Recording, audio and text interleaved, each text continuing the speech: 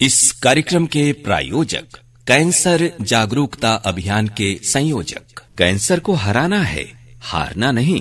सभी को समझाना है, घबराना नहीं। तंबाकू से नाता तोड़ो, स्वस्थ जीवन से नाता जोड़ो।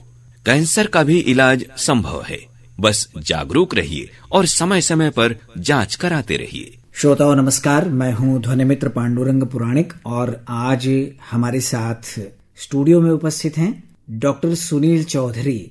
आप प्रोफेसर और हेड हैं department of radiotherapy and radiation medicine, institute of medical sciences, Banaras university Varanasi. आज 1 जुलाई का दिन और 1 जुलाई को डॉक्टर्स डे के रूप में हम सब मनाते हैं। तो डॉक्टर साहब बहुत बहुत स्वागत, नमस्कार। बहुत बहुत धन्यवाद। आज डॉक्टर्स डे के अवसर पर आपको ढेर सारी शुभकामनाएं और बधाई भी। बहुत बहुत धन्यवाद। इस वर्ष जो डॉक्टर्स डे का जो थीम है, जो IMA ने जो रखा है, Indian medical association of India, उन्होंने रखा family doctors on the front line. जी, तो इस बार की थीम है, बहुत अच्छी थीम है और निश्चित रूप से आज का जो दिन होता है वो दिन हम सब मिलकर मनाते हैं और कोशिश ये करते हैं कि जो डॉक्टर हैं वो समाज के लिए निश्चित रूप से एक बहुत ही महत्वपूर्ण तत्व के रूप में होते हैं और इंसानों की जिंदगी में निश्चित रूप से उनका स्थान भगवान से कम नहीं होता है।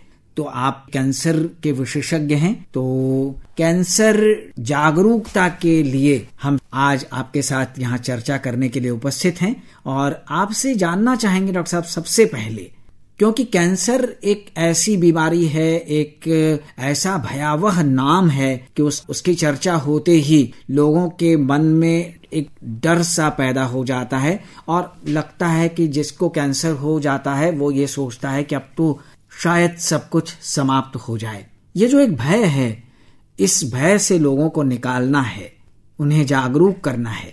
इसके लिए आज डॉक्टर साहब से हम चर्चा करने वाले हैं। सबसे पहला प्रश्न आपसे हमारा यही होगा कि आप हमें ये बताएं कि कैंसर आखिर है क्या। पहली बात तो ये बता दूं, ये जो मिथ है जी कि ये कैंसर एक मृत्यु का एक स्टेटमेंट है, जी जी, वो बिल्कुल ही गलत है। कैंसर एक ऐसा बीमारी है जो ठीक किया जा सकता है, मरीज ठीक हो सकते हैं जी, बनस्पत मरीज सही समय पे और सही जगह पे इलाज करवाए जी। कैंसर को इस तरह से हम बोलना चाहेंगे, कैंसर जब कोई भी सेल्स अनकंट्रोल्ड डेवलपमेंट ग्रोथ होता है किसी बॉडी में, तो इतना अनकंट्रोल्ड हो जाता है कि वो एक ट्यूमर का एक मास का रूप ले लेता है जी। और यदि ये बीमारी सीमित वहीं तक नहीं रहती और कुछ ऐसे लक्षण होते हैं कि वो सेल्स बॉडी में फैलने की क्षमता रखती है, तब उसको हम कैंसर बोलते हैं। जी डॉक्टर सुनील चौधरी जी, कैंसर के प्रकार भी निश्चित रूप से होते होंगे। कितने प्रकार के कैंसर होते हैं? शरीर में कहाँ कहाँ कैंसर होने की संभावना रहती है? जी, कैंसर शरीर में कहीं भी हो सकता है, किसी भी अंग में हो सकता है। यदि हम ऊपर से शुरू करें जी, तो ब्रेन में, मुंह में, गले में, आंखों में, चमड़े में, ब्रेस्ट में, स्तन में, लंग्स में, लीवर में, आंत में, हड्डियों में, शरीर के कोई भी अंश में ये कैंसर हो सकता है। जी जी जी। और जनरली जो होते हैं ये कार्सिनोमाज, जैसे हम साइंटिफिक टर्म्स में कार्सिनोमाज बोलते हैं, जी जी जी, या सार्कोमाज होते हैं या लिम्फोमाज होते हैं, जनरली ये प्रकार होते हैं। जी जी। तो डॉक्टर साहब, इसके अलावा रक्त कैंसर की भी चर्चा सुनी जाती है। जी जी।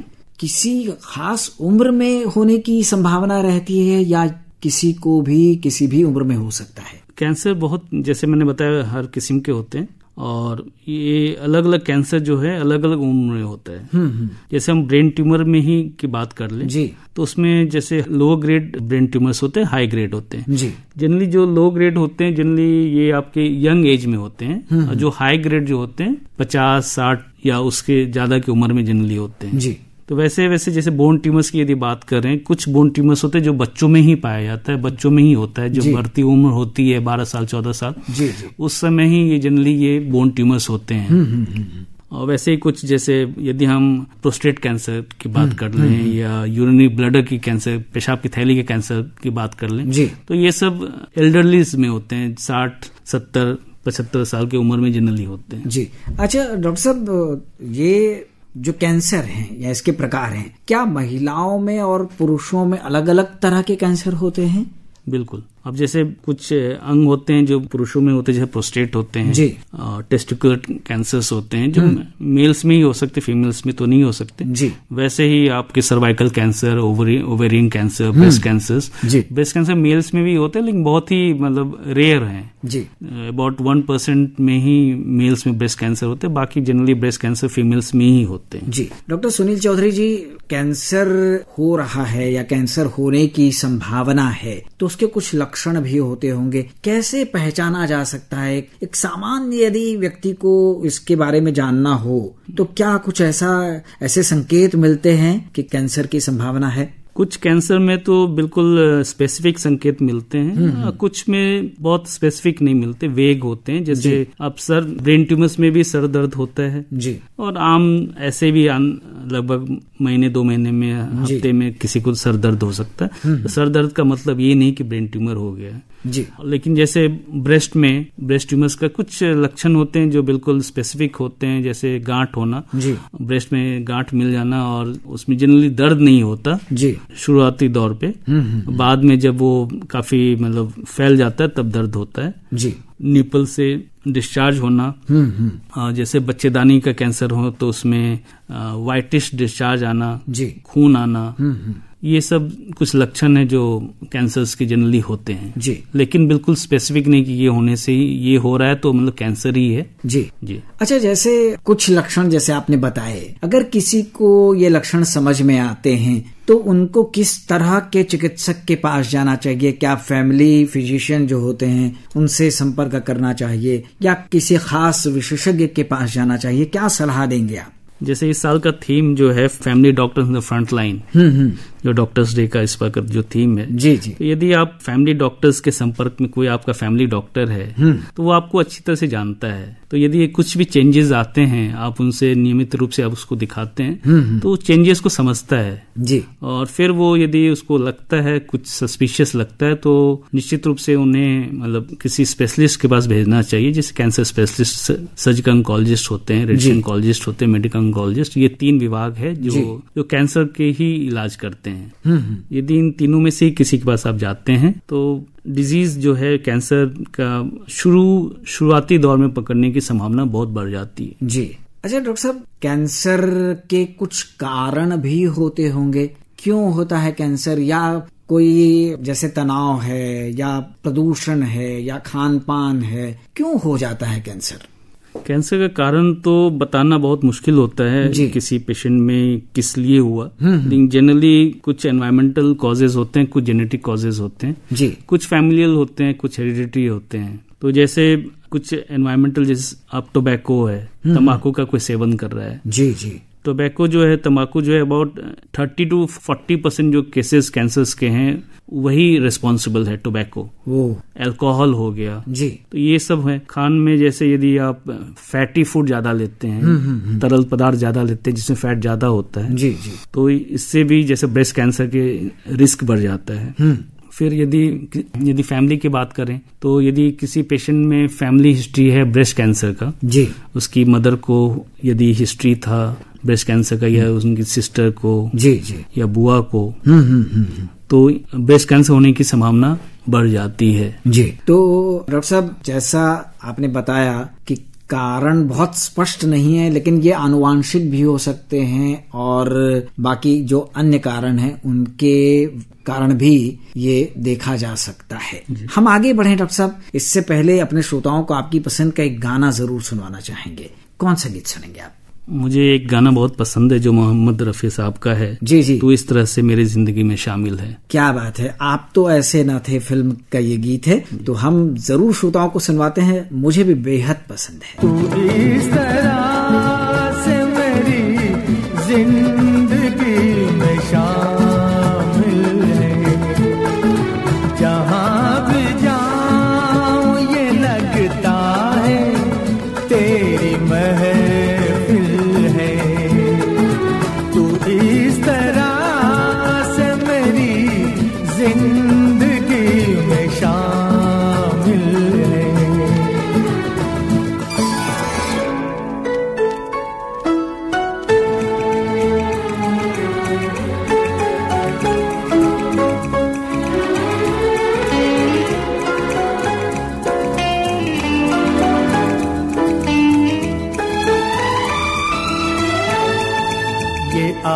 आसमान ये बादल, ये रास्ते ये हवा, ये आसमान ये बादल, ये रास्ते ये हवा, हर एक चीज है अपनी जगह ठिकाने से।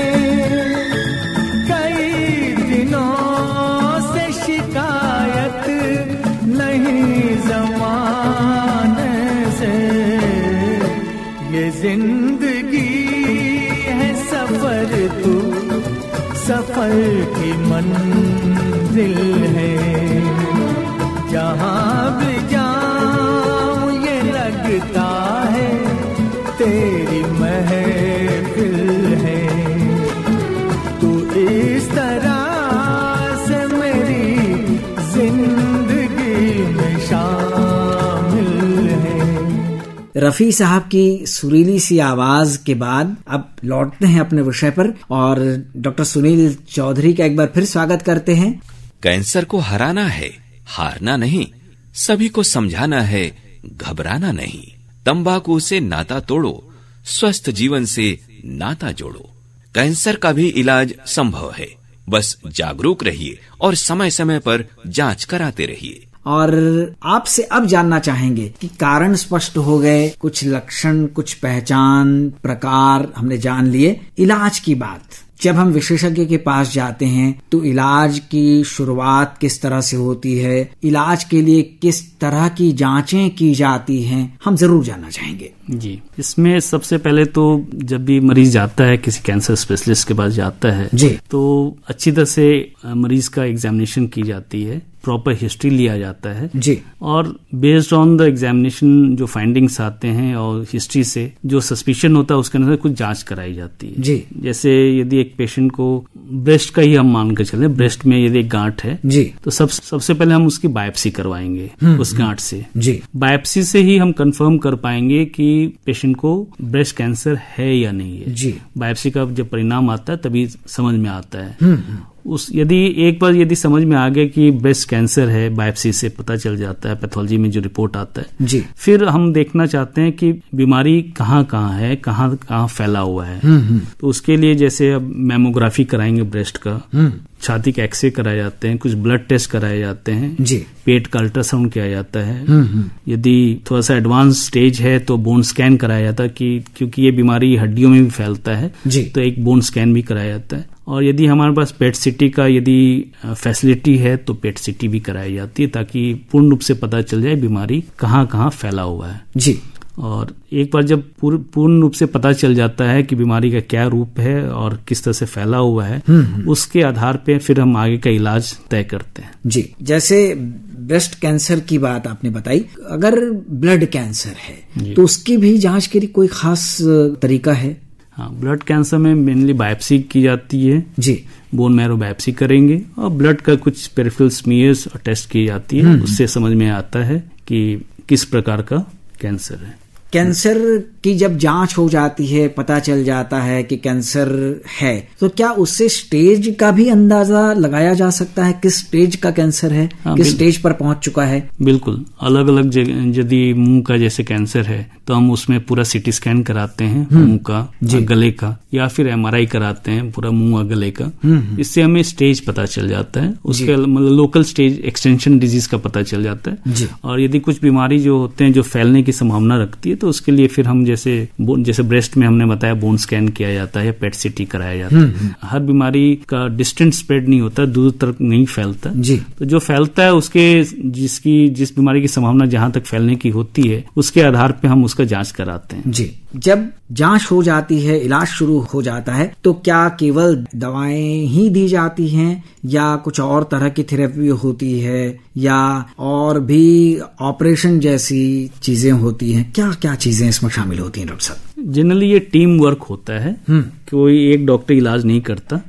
इसमें सर्जिकल ऑन्कोलॉजिस्ट, मेडिकल ऑन्कोलॉजिस्ट और रेडिएशन ऑन्कोलॉजिस्ट का ये मेन टीम होते हैं, कोर टीम, ये एलिमेंट्स यही होते हैं। तीनों का रोल होता है। तीनों का बिल्कुल रोल होता है, और यदि सब मिलजुल कर काम करे तो इसका परिणाम बहुत ही अच्छा होता है।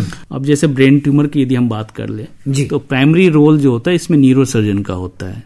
तो एक बार न्यूरो सर्जन द्वारा यदि गांठ को, ट्यूमर को हटा दिया जाए, उसके बाद फिर रेडिएशन ऑन्कोलॉजिस्ट का रोल आता है और साथ साथ मेडिकल ऑन्कोलॉजिस्ट का रोल होता है। अब जैसे ब्रेस्ट की यदि हम बात कर ले, ब्रेस्ट ट्यूमर की बात कर ले, तो उसमें प्राइमरी सर्जरी होती है। सर्जरी से पहले कई बार यदि डिजीज एडवांस है तो केमोथेरेपी दी जाती है, वो जनरली मेडिकल ऑन्कोलॉजिस्ट देते हैं जी। और सर्जरी एक बार हो जाए फिर रेडिएशन ऑन्कोलॉजिस्ट का रोल आता है जी, जिसमें रेडियोथेरेपी दी जाती है जी। अच्छा, जो दवाएं चलती हैं डॉक्टर साहब, वो दवाएं बहुत लंबे समय तक चलती हैं? डिपेंड करता है बीमारी क्या है जी। अब जैसे हम यदि ब्रेस्ट कैंसर की बात कर ले तो जनरली जो केमोथेरेपी जो दी जाती 6 साइकिल दी जाती है, जो कि हर 3 हफ्ते पे जनरली दी जाती है। और यदि ब्रेस्ट कैंसर में जैसे हार्मोनल थेरेपी दी जाती है वो लगभग 5 साल या 10 साल दी जाती है। और दूसरा एक टारगेटेड थेरेपी होता है जिसमें ब्रेस्ट में हम ट्रास्टुजिमैब देते हैं, 1 साल के लिए दी जाती है। तो हर बीमारी में अलग अलग तरीके से और अलग अलग ड्यूरेशन के लिए ये केमोथेरेपी या हार्मोनल थेरेपी दी जाती है। बनारस में कैंसर के इलाज की दृष्टि से कितनी सुविधाएं उपलब्ध हैं? बनारस में तो यहाँ पे अभी फिलहाल 3 कैंसर हॉस्पिटल्स हैं जी। एक BHU में खुद अपना बहुत 52 साल से अस्पताल है जी, विभाग है जी, department of radiotherapy and radiation medicine जी। अभी हाल फिलहाल टाटा ने यहाँ पर खोला है जी, जो BHU के कैंपस में ही है, महामना नाम से है। और दूसरा लहरतरा में जो रेलवे कैंसर हॉस्पिटल था जी, तो वहाँ पे है होमी भाभा के नाम से जी। और तीसरा जो एपेक्स कैंसर हॉस्पिटल है जो कि सुंदरपुर में ही है। ये 3 अस्पताल हैं जो जहाँ पर पूर्ण रूप से अच्छी तरह से कैंसर का इलाज हो सकता है जी जी। और डॉक्टर साहब आगे बढ़ते हैं, बचाव की बात करते हैं। किस तरह की जीवन शैली को अपनाया जाए कि हम कैंसर जैसी भयावह बीमारी से बच सकें? कैंसर से कुछ उपाय है जिससे बचा जा सकता है या अर्ली डिटेक्शन हो सकता है जी। बचाव के रूप में जैसे मेन जो कॉज मैंने बताया जो टोबैको होता है, यदि हम तंबाकू का सेवन बिल्कुल बंद कर दें, न लें, शुरू से ही न लें जी, तो कैंसर होने की संभावना जैसे मुंह का, गले का, लंग्स के, इवन आपका जो इसोफेगस है, फूड पाइप है जी, ये सब इसमें तंबाकू के कारण होता है। दूसरा, यदि आप ले रहे हो ऑलरेडी तो बंद कर दें जी। अब बंद करने के बाद तुरंत ये कैंसर की संभावना नहीं घटता, जितने साल आपने लिया है उतने साल तक लगभग यदि आप बंद करते हैं जी, तब जाकर वो उसकी संभावना घटती है। तो एक तो ये हो गया। दूसरा, खाने पीने में आप तरल पदार्थ न लें, कम से कम लें। एक्सरसाइज करें, बहुत जरूरी है कि आपका बॉडी वेट सही रहे जी। जैसे ब्रेस्ट कैंसर में यदि आप ओवरवेट हैं तो ब्रेस्ट कैंसर का इंसिडेंस रिस्क बढ़ता है जी। और रेड मीट न लें, मटन्स जो होते हैं जी, उससे आंतों का कैंसर की संभावना बढ़ जाती है। जैसे फॉरेन में वो प्रोसेस्ड फूड और रेड मीट का ज्यादा सेवन करते हैं तो उनको आंतों का कैंसर बहुत होता है जी। ये कुछ है जो खान पीने से है। कुछ स्क्रीनिंग होते हैं जैसे मैमोग्राफी, यदि ब्रेस्ट कैंसर को अर्ली डिटेक्शन करना है जी, तो यदि हम 40 साल की उम्र से यदि मैमोग्राफी शुरू कर दें जी, उसका एक गाइडलाइन है, उसके अनुसार 40 साल से या 45 साल से शुरू करना चाहिए। जिनमें ब्रेस्ट कैंसर का फैमिली हिस्ट्री है वो पहले से करना, उनको पहले से करना होता है। मैमोग्राफी से अच्छा उन पेशेंट्स में MRI किया जाता है जी। बच्चेदानी का यदि हम बात करें तो उसमें पैप स्मीयर एक बहुत ही अच्छा एक ये स्क्रीनिंग प्रोसेस है जी, जिसमें सिंपल सा मतलब एक ब्रश से कुछ आपके बच्चेदानी से कुछ लिक्विड लिया जाता है, उसका पैथोलॉजी में टेस्ट होता है जी, जो बहुत ही मामूली सा जांच है, 100 रुपए से भी कम लगता हो जी। और लेकिन ये 20 साल की उम्र के बाद ये होना चाहिए जी। ये कुछ चीज है जो यदि जैसे इंडिया में ब्रेस्ट कैंसर और सर्वाइकल कैंसर फीमेल से बहुत ही कॉमन है जी, तो यदि हम ये 2 चीज ही कर लें तो हमारा इनसे जो कैंसर बर्डन इंडिया में काफी घट जाएगा। यानी महिलाओं को विशेष रूप से जागरूक होना चाहिए। और इस तरह का टेस्ट यदि वो 20 साल की उम्र के बाद, ये कितने अंतराल पर डॉक्टर साहब होना चाहिए? साल में एक बार? अलग अलग गाइडलाइन से और अलग अलग एज ग्रुप पे अलग अलग है जी जी। तो डॉक्टर से मिलने पे उससे डॉक्टर की सलाह पर, डॉक्टर से आप मिले, उनकी सलाह पर वो जैसे सलाह देते लेते हैं, वैसा आप यदि करेंगे तो इस चीज से बच सकते हैं। बिल्कुल। आगे बढ़ते हैं, लेकिन उससे पहले आपकी पसंद का गाना सुनते हैं। कौन सा है? सरफरोश मूवी है जी, उसमें जगजीत सिंह का एक गजल है, होश वालों को क्या खबर। वाह, होश वालों को खबर क्या, क्या बात है। जरूर सुनवाते हैं आपको और हम भी सुनते हैं। होश वालों को खबर क्या, बेखुदी क्या चीज है। होश वालों को खबर क्या, बेखुदी क्या चीज है। इश्क कीजिए फिर समझिए, इश्क कीजिए फिर समझिए, जिंदगी क्या चीज है। होश वालों को खबर क्या, बेखुदी क्या चीज है।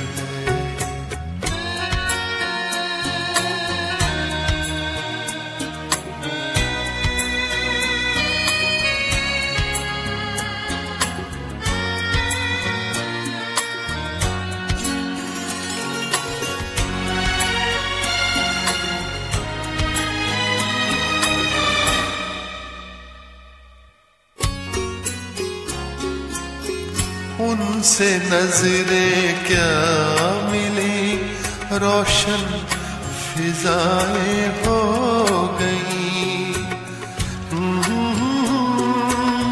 हा हा हा हा ला ला ला ला ला। उनसे नजरें क्या मिली, रोशन फिजाएं हो गई। आज जाना प्यार की जादूगरी क्या चीज है। आज जाना प्यार की जादूगरी क्या चीज है। इश्क कीजिए फिर समझिए, इश्क कीजिए फिर समझिए, जिंदगी क्या चीज है। कैंसर को हराना है, हारना नहीं। सभी को समझाना है, घबराना नहीं। तंबाकू से नाता तोड़ो, स्वस्थ जीवन से नाता जोड़ो। कैंसर का भी इलाज संभव है, बस जागरूक रहिए और समय समय पर जांच कराते रहिए।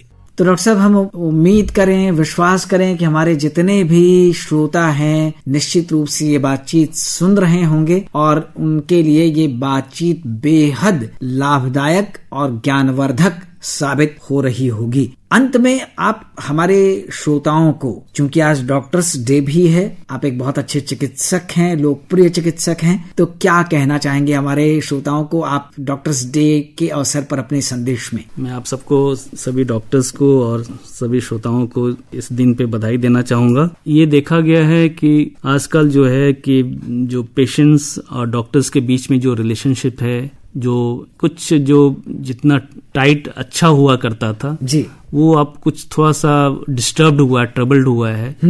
कुछ इसमें यदि हम ट्रस्ट, ये मेन जो होता है डॉक्टर्स और पेशेंट के बीच में जो एक विश्वास, जो एक रिलेशनशिप होता है, विश्वास, उसमें एक विश्वास बहुत इंपॉर्टेंट एलिमेंट है जी। यदि वो विश्वास ना रहे तो वो रिलेशनशिप बिल्कुल खराब हो जाता है।